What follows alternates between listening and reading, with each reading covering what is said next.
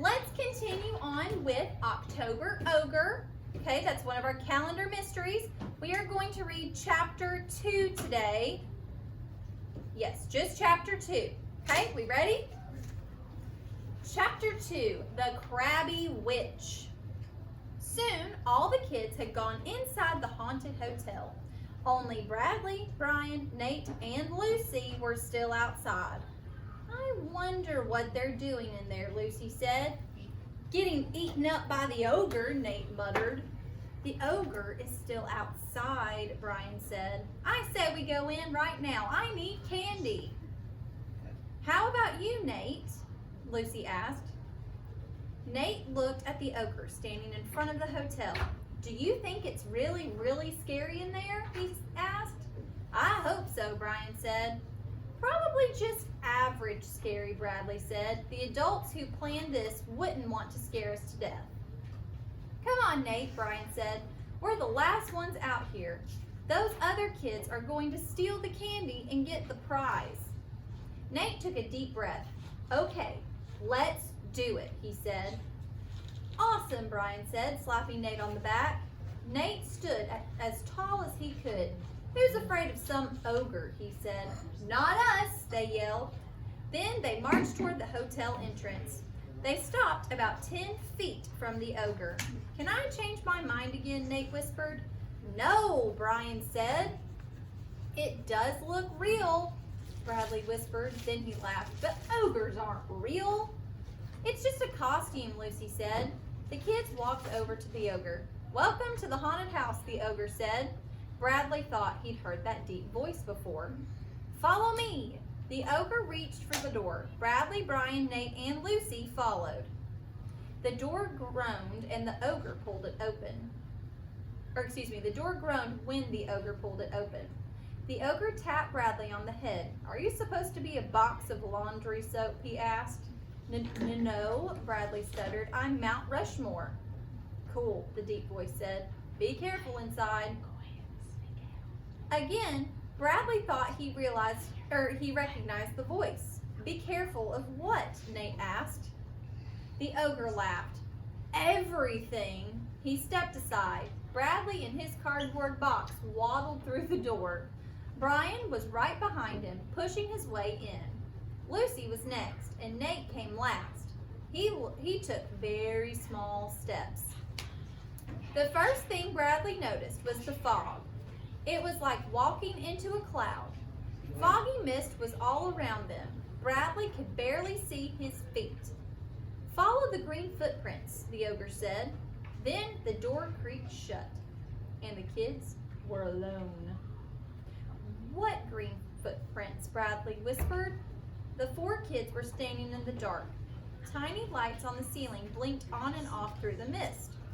It's so quiet in here, Bradley whispered. He wondered where all the other kids were. Suddenly, a tall witch appeared out of the mist. She shone a light into Bradley's eyes. Bradley gulped. Where did you come from? He asked. From a dark place, the witch hissed. Brian and Lucy giggled, and Nate moaned. The witch wore a long black dress and a pointy hat. Bradley was sure he saw spiders crawling in her tangled hair. She had a crooked nose and a hairy wart and gross teeth. Ugh, she sounds terrible. I want to get out of here. It is terrible. You're late, the witch said. She reached a skinny hand toward Bradley. Her fingernails were long and black. Give me your hand. No way, Bradley said. Chill out, the witch said. I just want to take you to the green footprints. Follow me. The 4 kids followed the witch into the gloomy place.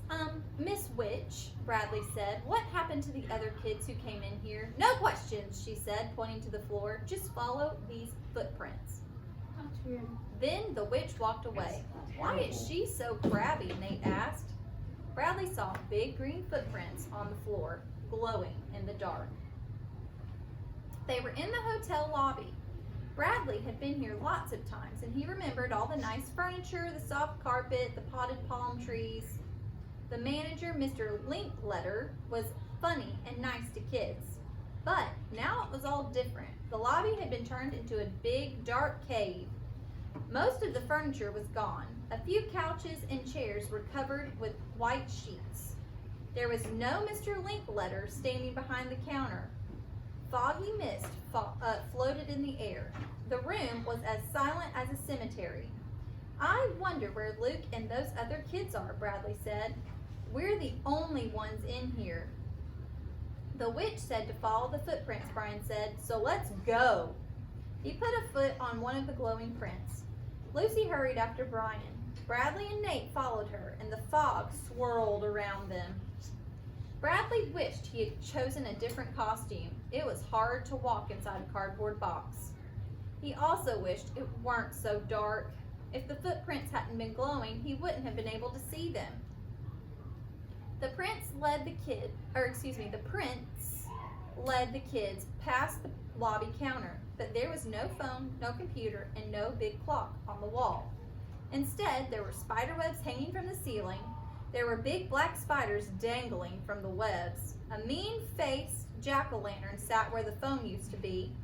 A skeleton lay on the desk, and its mouth was open as if it were laughing. Brian stopped dead. Lucy bumped into him.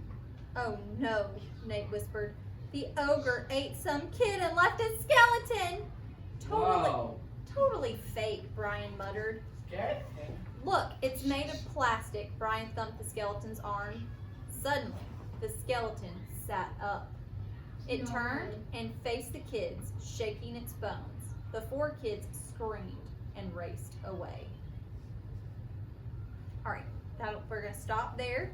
It's a good place to stop, a good suspenseful end. Tomorrow we will start with chapter 3, okay? What?